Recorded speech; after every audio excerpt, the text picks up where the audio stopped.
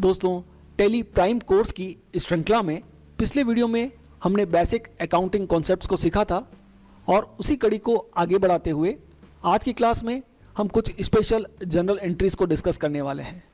जैसा कि आपको पता है, पिछली क्लास में हम लोगों ने डेबिट और क्रेडिट को जाना था। डेबिट और क्रेडिट क्या होते हैं, गोल्डन रूल ऑफ अकाउंटिंग में हमें क्या बताया गया है, बिल्कुल बेसिक से हमने स्टार्ट किया था।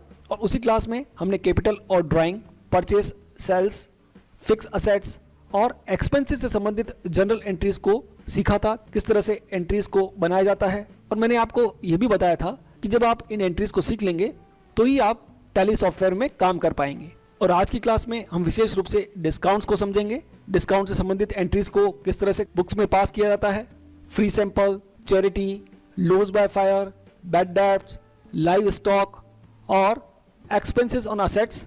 साथ ही साथ हम डेप्रिसिएशन को भी आज की इस क्लास में डिस्कस करने वाले हैं। यदि आपने हमारा पहले वाला वीडियो अभी तक नहीं देखा है तो आप उसे ज़रूर देख लीजिएगा, क्योंकि जब आप उस वीडियो को देखेंगे तो ही आपको बेसिक फंडामेंटल क्लियर होंगे और उसके बाद आज की क्लास में हम जो पढ़ेंगे वो आपको अच्छी तरह से समझ में आएगा। पिछली क्लास का वीडियो लिंक मैंने इसी वीडियो के डिस्क्रिप्शन में दे दिया है।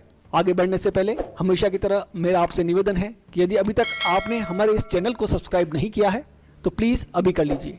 आइए शुरुआत करते हैं। सबसे पहले हम समझते हैं डिस्काउंट क्या होता है। यकीनन आपने ये शब्द पहले भी सुना होगा। डिस्काउंट का मतलब होता है छूट, बट्टा। जब भी हम कोई ट्रांजैक्शन करते हैं, जब भी आप कोई माल खरीदते हैं या आप माल बेचते हैं, तो आपको कभी न कभी उस माल की कीमत पर कोई छूट मिलती है और इसी छूट को हम डिस्काउंट कहते हैं। अब अकाउंट्स में दो प्रकार के डिस्काउंट्स होते हैं। पहला कैश डिस्काउंट, जिसे शॉर्ट में सीडी कहा जाता है और हिंदी में हम इसे नगद बट्टे के नाम से जानते हैं। दूसरा होता है ट्रेड डिस्काउंट, जिसे शॉर्ट में टीडी और हिंदी में व्यापारिक बट्टे के नाम से जाना जाता है। सबसे पहले हम इन दोनों को समझ लेते हैं कि दोनों में क्या अंतर है, उसके बाद इनकी जनरल एंट्रीज को सीखने का प्रयास करेंगे। पहला हमारा डिस्काउंट है कैश डिस्काउंट। दोस्तों, जैसा कि इसका नाम है कैश डिस्काउंट, नगद बट्टा, इस प्रकार का डिस्काउंट केवल हमें कैश ट्रांजैक्शंस पर, नगद सौदों पर ही उपलब्ध होता है।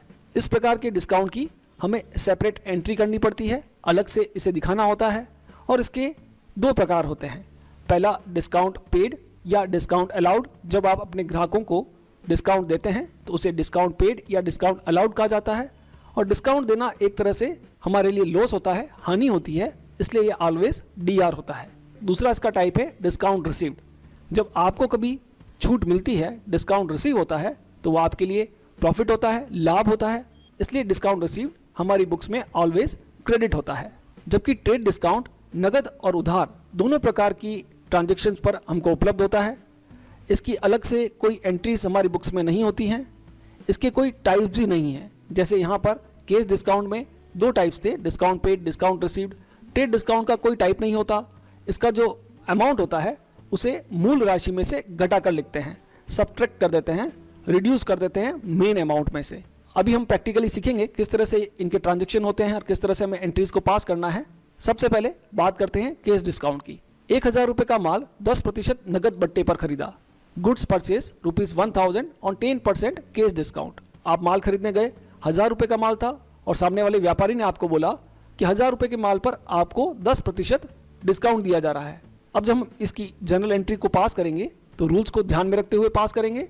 Purchase account debit 1000। अब परचेज अकाउंट डेबिट क्यों हुआ? क्योंकि रूल है कि जितने भी एक्सपेंसेस होते हैं उन्हें हमें ऑलवेज डेबिट करना होता है। नॉमिनल अकाउंट का पहला रूल। और यहाँ पर कैश गया है, यहाँ पर भी रियल अकाउंट का रूल अप्लाई होता है कैश पर, जिसमें आपको बताया था क्रेडिट वोट गोज आउट। जो जाता है हमारे व्यापार से उसे हमें क्रेडिट करना होता है। तो 900 रुपये हमारे यहाँ पर गए हैं, इसलिए हमने कैश को क्रेडिट कर दिया। लेकिन हमारे पास माल कितने का रुपए का आया है? 1000 रुपये का, और हमें रुपए कितने देने पड़े? 900 रुपये। इसका मतलब 100 रुपये का हमें फ़ायदा हो रहा है। ये जो फ़ायदा है इसे हम डिस्काउंट रिसीव्ड के नाम से जानते हैं। और चूंकि ये हमें लाभ हो रहा है, प्रॉफिट हो रहा है, तो इनकम और गेंस हमें ऑलवेज क्रेडिट करना पड़ता है। नॉमिनल का second rule, credit all income and gains. उस आधार पर हमने डिस्काउंट रिसीव्ड के अकाउंट को यहाँ पर क्रेडिट कर दिया है। लेकिन यदि आप गुड्स को सेल आउट कर रहे हैं, goods sold ₹1000 on 10% cash discount, आपने 1000 रुपये का माल 10% नगद बट्टे पर बेचा है, तो उस कंडीशन में आपके पास पैसा आएगा, पर आपका जो ग्राहक होगा वो भी 10% पैसा कम देगा आपको, क्योंकि आपने उसे 10% डिस्काउंट ऑफर किया है। तो यहाँ पर हमारे पास पैसा आ रहा है 900 रुपीज़ और हमने माल बेचा है 1000 रुपये का। हमारे पास इस ट्रांजेक्शन में 1000 रुपये आने चाहिए थे, लेकिन हमें 900 रुपये ही रिसीव हुए हैं। इट मीन्स हमें 100 रुपये का नुकसान हुआ है। तो इस तरह से हमें सोचते हुए एंट्री को तैयार करना है। Cash account debit, debit what's comes in, discount allowed या discount paid account debit 100 rupees. ये जो डिस्काउंट अलाउड है ये हमें एक तरह का नुकसान हो रहा है, लॉस हो रहा है, और हमारा रूल है debit all expenses and losses. जितने भी खर्चे होते हैं, लॉस होता है, हानि होती है, उन्हें हमें डेबिट करना होता है। इसलिए यहाँ पर डिस्काउंट अलाउड अकाउंट को हम डेबिट करेंगे और सेल्स अकाउंट को क्रेडिट करते हुए वहाँ पर टोटल अमाउंट 1000 को यूज़ करेंगे। दोस्तों, जब भी आप कोई एंट्री बनाएं तो हमेशा ये विचार कीजिए कि यहाँ जितने भी हमने अकाउंट यूज़ किए हैं उन्हें डेबिट क्यों किया है, क्रेडिट क्यों किया है, किस रूल को यहाँ पर अप्लाई किया है। जितना आप रूल अप्लाई करेंगे उतने ही आपका नॉलेज शार्प होने लगेगा। सेल्स अकाउंट को हमने क्रेडिट किया है क्योंकि सेल्स हमें इनकम जनरेट करता है, रेवेन्यू जनरेट करता है, और जितनी भी इनकम होती है उसे हमें ऑलवेज क्रेडिट करना होता है। तो ये तो बात हुई कैश डिस्काउंट की। कैश डिस्काउंट उधार के सौदों पर नहीं मिलता, केवल नगद सौदों पर मिलता है। अब हम बात कर रहे हैं ट्रेड डिस्काउंट की। जैसा कि मैंने अभी आपको बताया था, ट्रेड डिस्काउंट नगद और उधार दोनों प्रकार के ट्रांजेक्शन्स पर उपलब्ध होता है। मान लीजिए 1000 रुपये का माल 10% व्यापारिक बट्टे पर आपने खरीदा है। इस ट्रांजेक्शन की एंट्री करते वक्त आपको ट्रेड डिस्काउंट को एंट्री में शो नहीं करना होता। ट्रेड डिस्काउंट का अमाउंट मेन अमाउंट से रिड्यूस कर दिया जाता है, सब्ट्रैक्ट कर दिया जाता है। तो यहाँ आप देखेंगे 1000 रुपये का माल था जिस पर हमें 10% ट्रेड डिस्काउंट रिसीव हुआ है, तो हमने 1000 में से 10% राशि डायरेक्टली रिड्यूस करते हुए एंट्री को पोस्ट किया है। Purchase account debit, debit what's comes इन, उस नियम के आधार पर हमने परचेज को डेबिट किया है और कैश हमारे बिजनेस में से जा रहा है, इसलिए क्रेडिट गोज आउट नियम के आधार पर हमने कैश को क्रेडिट कर दिया है। आप एंट्रीज को पास करते समय गोल्डन रूल ऑफ अकाउंटिंग को अपने सामने रखें और उसके आधार पर ही प्रैक्टिस कीजिए। अगला हमारा ट्रांजेक्शन इसी को लेकर है कि यदि आप 1000 रुपये का माल 10% व्यापारिक बट्टे पर बेचते हैं तो उस कंडीशन में आपके पास पैसा आएगा, लेकिन फिर से हमें ट्रेड डिस्काउंट का अमाउंट यहाँ पर लेस करके दिखाना है। Cash account debit 900 to sales 900। अब यहाँ पर रूल्स आपको फिर से अप्लाई करने हैं। डेबिट व्हाट्स कम्स इन, तो कैश हमारे बिजनेस में आया है इसलिए हमने इसे डेबिट कर दिया है, और सेल्स करने पर हमें इनकम होती है, कमाई होती है, और सारी इनकम को ऑलवेज हमें क्रेडिट करना होता है। अब ट्रेड डिस्काउंट के साथ उधार की एंट्री भी होती है। तो 1000 रुपये का माल 10% व्यापारिक बट्टे पर मोहित से खरीदा, और मैंने आपको बताया था नाम आने पर उस एंट्री को हमें क्रेडिट की एंट्री, उधार की एंट्री मानना होता है। तो जस्ट आपको परचेज अकाउंट डेबिट टू मोहित लिखना है। यहाँ पर कैश ट्रांजेक्शन नहीं है इसलिए कैश हम यहाँ पर यूज़ नहीं कर सकते, और अमाउंट हमें ट्रेड डिस्काउंट को लेस करके ही लिखना होगा। अब परचेज अकाउंट को हमने डेबिट क्यों किया, क्योंकि डेबिट व्हाट्स कम्स इन, और मोहित को हमें यहाँ पे क्रेडिट करना है क्योंकि व्यापार में वस्तु देने वाले व्यक्ति के खाते को हमें क्रेडिट करना होता है, क्रेडिट द गिवर। इसी तरह से जब हम गुड्स को सेल आउट करते हैं, goods sold to Rohit ₹1000 on 10% TD, तो काफ़ी आसान एंट्री है। Rohit account debit to sales, debit the receiver, Rohit हमारे यहाँ रिसीवर है इसलिए पर्सनल अकाउंट का फर्स्ट रूल यहाँ पर अप्लाई हुआ। Rohit account debit 900 rupees to sales 900 rupees. दोस्तों, मुझे लगता है अब आपको एंट्रीज समझ में आ रही होंगी और आप खुद भी इन एंट्रीज को कर पा रहे होंगे। तो ये दोनों प्रकार के डिस्काउंट्स हमने समझे। कैश डिस्काउंट के साथ हमें किस तरह से एंट्रीज को पास करना है, ट्रेड डिस्काउंट के साथ हमें किस तरह से एंट्रीज को पास करना है। अब अकाउंट्स में कुछ स्पेशल एंट्रीज होती हैं, जैसे फ्री सैंपल को लेकर एक एंट्री हमें पास करनी होती है। कई बार व्यापार में फ्री सैंपल के रूप में हमें माल बांटना पड़ता है। मान लीजिए आपका ऐसा कोई बिजनेस है जहां आपको गुड्स को फ्री डिस्ट्रीब्यूट करना होता है, तो उस कंडीशन में भी हमें अकाउंट्स में एंट्री पास करनी पड़ती है। वो एंट्री कुछ इस तरह से होती है, free sample account debit to purchase. अब यहाँ पर आपको रूल अप्लाई करना है कि आपने जो गुड्स को डिस्ट्रीब्यूट किया है, फ्री सैंपल के रूप में बांटा है, वो एक प्रकार से आपका नुकसान है, आपकी हानि है। आप माल बेच नहीं रहे हैं, आप फ्री सैंपल के रूप में उसे बांट रहे हैं। कई लोग इसे एडवर्टाइजमेंट भी कहते हैं। आप अपने व्यापार का विज्ञापन करने के लिए कई बार फ्री में सैंपल देते हैं, वो अकाउंट फ्री सैंपल अकाउंट कहलाता है और वो बिजनेस का लॉस है, इसलिए उसे डेबिट करना होता है। अब हमने माल बेचा नहीं है इसलिए हम टू सेल्स नहीं लिख सकते, हमें अपने माल को कम करना है। तो कम करने के लिए हमें परचेज अकाउंट को यहाँ पर क्रेडिट करना होगा। ये एक अपवाद है, एक्सेप्शन है। हमेशा हम परचेज अकाउंट को डेबिट करते हैं, लेकिन यहाँ पर हम ये मानकर चल रहे हैं कि हमारा जो गुड्स है वही हमने कम खरीदा है। और आप ऐसा भी समझ सकते हैं कि क्रेडिट वॉज गोज आउट, जो भी वस्तु हमारे बिजनेस में जाती है उसे हमें क्रेडिट करना होता है। तो यहाँ गुड्स जा रहा है, इसलिए हमें गुड्स को क्रेडिट करना होगा। इसी तरह से कई बार चैरिटी डोनेशन के रूप में हम अपने व्यापार से माल दान में दे देते हैं, तो उसके लिए भी हमें एंट्री पास करनी होती है, चैरिटी या डोनेशन अकाउंट डेबिट। ये भी बिजनेस का एक तरह से लॉस है, क्योंकि बिजनेस और बिजनेसमैन दोनों अलग अलग हैं। जब भी आप कभी चैरिटी करते हैं, डोनेशन देते हैं, तो वो आपका व्यवहार होता है, व्यापार का उससे कोई लेना देना नहीं। आप अपनी सामाजिक प्रतिष्ठा को लेते हुए दान देते हैं, डोनेशन देते हैं, तो व्यापार के लिए एक तरह से ये नुकसान हो गया। तो हमेशा सारे खर्चे और हानि को हमें डेबिट करना है, इसलिए चैरिटी अकाउंट डेबिट 500 रुपीज़। और यहाँ पर भी गुड्स हमारे बिजनेस से जा रहा है, इसलिए परचेज अकाउंट का यूज़ करते हुए इस परचेज अकाउंट को हम यहाँ पर क्रेडिट करेंगे। कई बार व्यापार में कुछ मिस हैपनिंग्स हो जाती हैं, जैसे आपके व्यापार में आग लग गई, कोई एक्सीडेंट हो गया, कोई चोरी हो गई। तो इस तरह के जो इवेंट्स होते हैं, तो इस तरह के इवेंट्स को भी हमें बुक्स में रिकॉर्ड करना होता है। जैसे 1000 रुपये का माल आग में नष्ट हो गया, गुड्स डिस्ट्रॉयड बाय फायर ₹1000। यहाँ पर लॉस बाय फायर अकाउंट को हमें डेबिट करना होगा, क्योंकि लॉस हो रहा है, लॉस ऑलवेज डेबिट होता है। और गुड्स यहाँ पर हमारे बिजनेस में से डिस्ट्रॉय हुए हैं, इसलिए परचेज अकाउंट को हम यहाँ पर क्रेडिट करेंगे। लेकिन व्यापारी कई बार बिजनेस में इंश्योरेंस करवा के रखता है, और जब उसे लॉस होता है और उसने उस गुड्स का इंश्योरेंस करवा रखा होता है, तो वो बीमा कंपनी के पास जाता है और आवेदन करता है, एप्लीकेशन देता है कि भाई मेरे नुकसान हो चुका है और मैंने इस गुड्स का इंश्योरेंस करवा रखा था, इसलिए इस लॉस की भरपाई आप कीजिए। तो इंश्योरेंस कंपनी उस क्लेम को एक्सेप्ट करती है और उसके बाद उसका भुगतान करती है। तो insurance company accepted the claim ₹1000। मान लीजिए जितने रुपए का माल जला उतने रुपए का ही दावा या क्लेम इंश्योरेंस कंपनी ने स्वीकार किया। तो यहाँ जब हम एंट्री पास करते हैं तो आप एंट्री देखिएगा, इंश्योरेंस कंपनी को हमने यहाँ पर डेबिट किया है। दोस्तों, इंश्योरेंस कंपनी यहाँ पर रिसीवर है। आप यहाँ पर इंश्योरेंस कंपनी की जगह पर इंश्योरेंस क्लेम अकाउंट को भी डेबिट कर सकते हैं। तो जो भी रिसीवर होता है उसे हम ऑलवेज डेबिट करते हैं। और रिसीवर किस तरह से है, आपकी जो एप्लीकेशन आपने लगाई थी उस एप्लीकेशन को रिसीव करने वाला कौन था, इंश्योरेंस कंपनी। और रूल क्या कहता है, डेबिट द रिसीवर। इसलिए इंश्योरेंस कंपनी अकाउंट को हम यहाँ पर डेबिट करेंगे 1000 से।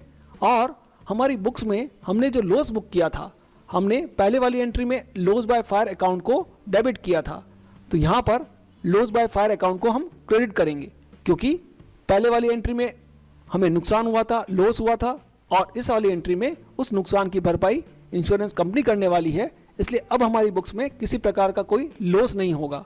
उस लॉस को कम करने के लिए एक बार हमने लॉस बाय फायर अकाउंट को एक एंट्री में डेबिट किया, और अगली एंट्री में जब हम लॉस बाय फायर अकाउंट को क्रेडिट करेंगे तो उसका प्रभाव नील हो जाएगा।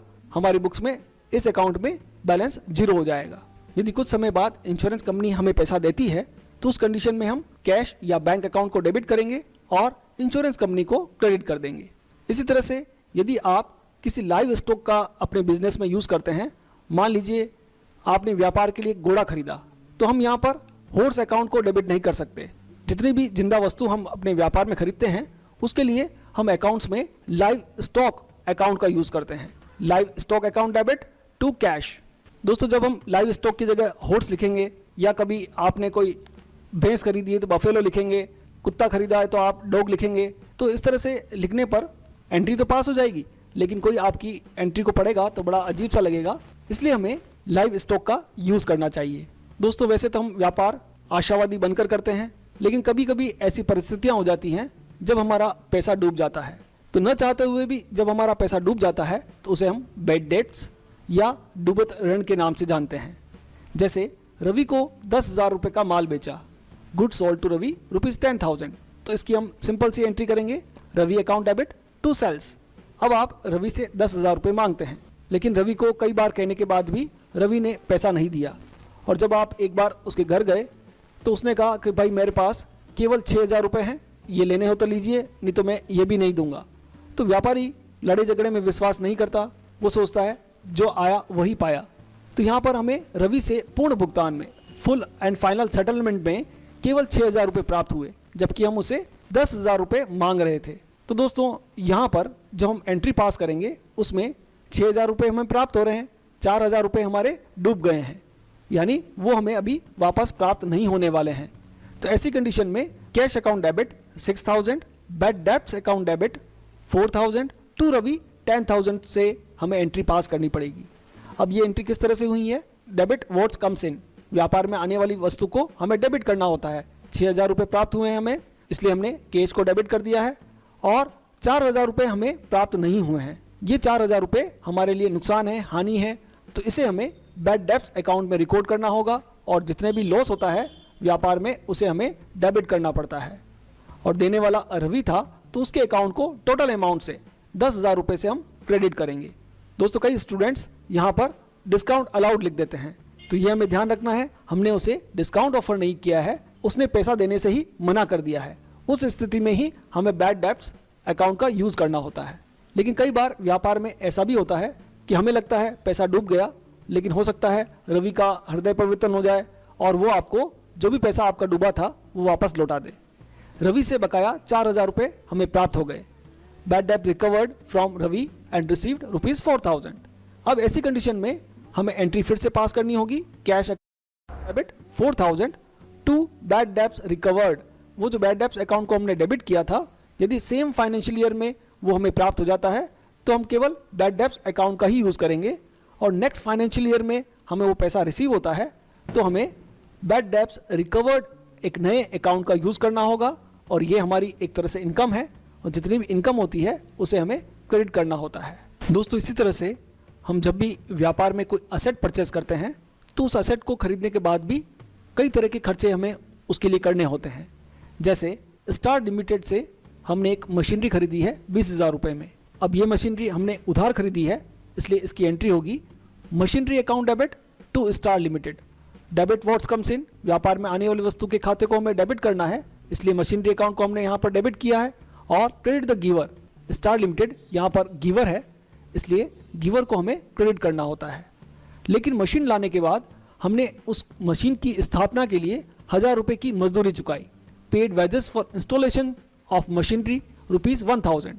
अब यहाँ पर एक नए कॉन्सेप्ट को हमें सीखना है कि जब भी कोई असेट हम परचेज करते हैं तो परचेज करने के बाद जितना भी खर्चा उसको वर्किंग में लाने के लिए करते हैं, उस सभी एक्सपेंसेस को हमें कैपिटलाइज करना होता है, मशीन की कीमत में जोड़ना होता है। जैसे 1,000 रुपये की हमने यहाँ पर मजदूरी चुकाई है, तो हम यहाँ पर जो एंट्री पास करेंगे उसमें मशीनरी अकाउंट को ही हम यहाँ पर डेबिट करेंगे। यहाँ हमें वेजेस अकाउंट को डेबिट नहीं करना है, और पैसा जा रहा है इसलिए कैश अकाउंट को हम यहाँ पर क्रेडिट करेंगे। ऐसा करने से हमारी मशीनरी की जो कीमत है वो हमारी बुक्स में 21,000 रुपये हो जाएगी, 21,000। 20,000 में हमने मशीन परचेज की थी, और उसके इंस्टॉलेशन पर हमने जो 1,000 रुपये का खर्चा किया है वो भी मशीन की कीमत में जुड़ जाएगा। जैसे आप कोई कार खरीद रहे हैं तो कार खरीदते समय कार की जो कीमत है उसके अलावा उसमें इंश्योरेंस चार्जेस, पेपर बनवाने का जो लीगल एक्सपेंसेस होते हैं वो, आरटीओ का एक्सपेंसेस, वो सारा कुछ जोड़कर हमें कार की कीमत को अपनी बुक्स में दिखाना होता है।